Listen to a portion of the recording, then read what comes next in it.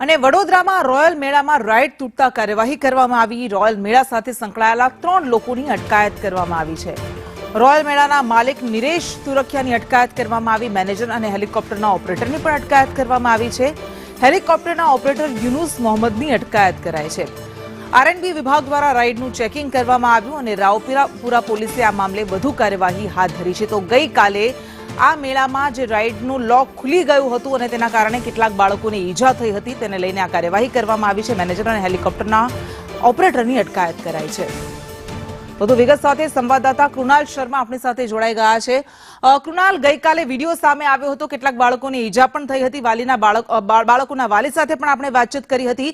હવે આ મામલે બેદરકારી બદલ શું કાર્યવાહી કરવામાં આવી છે?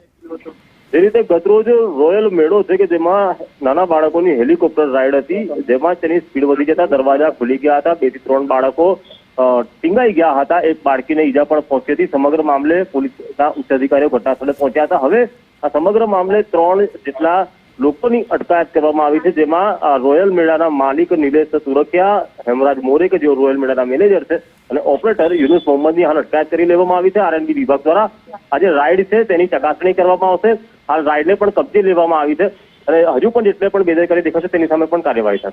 જી, આભાર।